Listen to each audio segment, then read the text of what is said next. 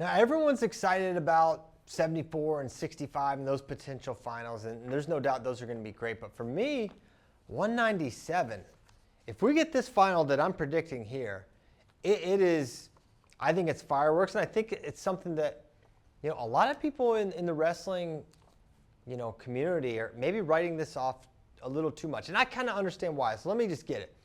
I have Aaron Brooks and Trent Hidley making the NCAA finals. That's not a surprise, right? They're the top 2 seeds. They are 2 of the most dominant wrestlers, not at the weight, in the country. Aaron Brooks has 1 decision. Everything else is bonus, major, tech, pin.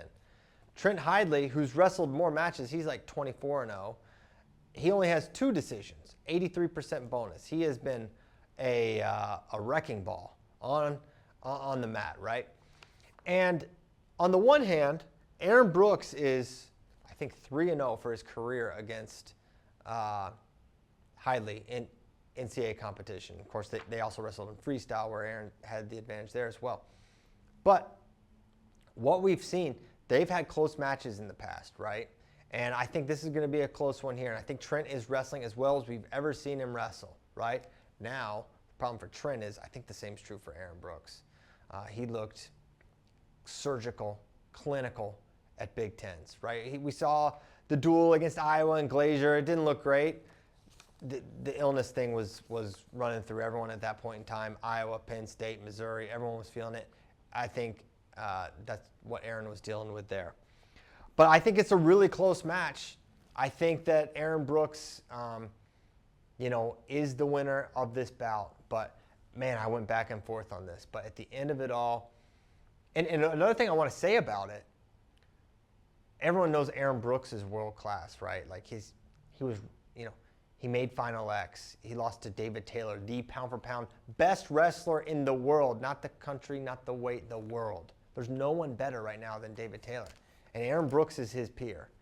Trent Hidley is an elite freestyler as well. He is someone that in a alternate universe, if we say, hey, Trent's got to go to the Olympics, I think he's coming back with a medal. I feel that strongly. This is a guy who has a freestyle win over Miles Amin the same year Miles was an Olympic bronze medalist. He's a guy who beat world silver Ken Chadze. He won a loaded Bill Farrell. He beat Alex Daringer. He is on the level without a doubt. And I feel as confident about this being the finals matchup as any at any weight. And I think I can say that confidently. I just think these 2 are heads and shoulders above the field. And I don't know that I thought that coming into this year. I thought Aaron was head and shoulders above the field. Now I feel like Trent's there with him too. So it's going to be an epic match. Brooks won a little more handily last year than he had previously, but these are close 2, 3, 1-point decision victories. So going to be a tight one, no doubt. I've got Brooks. Let's work our way back and see how we got there. I have Brooks beating his former teammate Michael Beard in the semi. Michael is another guy who, if you followed his season, this guy puts up points like crazy. He may be the 3rd most prolific point scorer at this weight class, but he's at a weight class with Aaron Brooks that I think he can shut down a lot of what he does. He's going to be familiar with Beard, and I think he's going to be able to win that match with little issue in the semi. I have Brooks over Buchanan in the quarterfinal. And Buchanan, I have beating a very tough Stephen Little, but Buchanan was able to beat him earlier this year. I think Buchanan beats Little Rocks Little once again to set up that quarterfinal against Aaron, which, Buchanan is a hard guy to take down, but I just don't see how he gets any points on Aaron Brooks other than, an escape that likely Brooks gives him. I don't think that's a great matchup for Buchanan, but that's not to say he can't play. A guy to keep an eye on, 12-seed Rocky Elam. And this is someone that we thought could win 197 a year ago, that would be in the finals a year ago. And now he's not had the season we thought, but he's the 12 here. And if you're looking for a surprise semifinalist at this weight, he's a good candidate. I don't ultimately choose him to do it, but I do have him beating Jacob Cardenas in that second round. Now, Cardenas beat him in the duel. I have that result getting flipped. I thought it was a pretty close match, and that was during a time where Missouri just collectively had a down dual meet. So I think Elam can get that one back before falling to Beard the next round. And that's basically what I see going down at the 197 top half. Bottom half, I've got Trent Hidley making it. You know that. I have Sloan beating Jackson Smith in that quarterfinal. Now, Jackson beat Sloan in that Cliff Keen semis. Had the big lift and return, skied him, lifting him. I don't know if he's going to be able to do that again. I didn't like a lot of what I saw from Jackson from that semifinal and the wrestlebacks in the third place bout at Big Tens. So I think he can still place, but I don't know if he's going to be able to beat Tanner Sloan, who's coming off a Big 12 title. And I believe it only has very few losses this year, Tanner Sloan. A match, but in saying that, I do have Jackson Smith taking out the 6th seed, Lou Dupre, in the second round.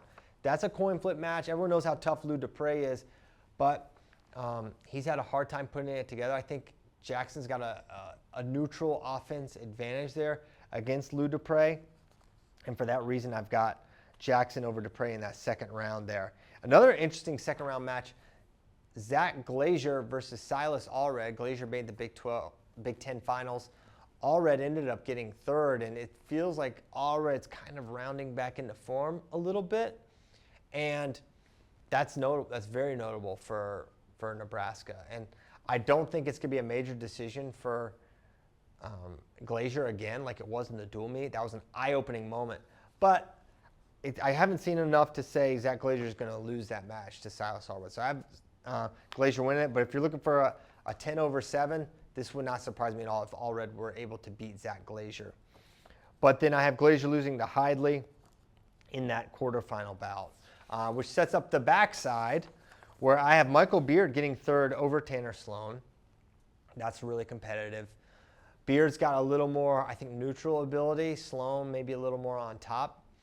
And I think Beard gets it done on his feet against Sloan. I have Elam over Jackson Smith for 5th place. And I've got Buchanan over Cardenas for 7th. So my round of 12 is as follows. I've got Elam over Silas Allred. I've got Buchanan over Dupre. Cardenas over Glazier in the round of 12. So Glazier could go a lot of different directions. If he loses to Allred earlier, he would have someone like Rocky Elam. So either way, I think being in Trent Hidley's quarter is going to give Zach Glazier a really tough round of 12 opponent, just because this weight is super deep. I mean, I just said Silas Allred's a Big 10 champ. He's the 10 seed. Rocky Elam, multiple All-American. He's the 12. Really good weight class. And then I've got Jackson Smith over Stephen Little in the round of 12. But Little could absolutely win that match and wind up placing. So 197, really deep weight class, but I feel like Trent and Aaron are a cut above, and I think we're going to see that next week in Kansas City.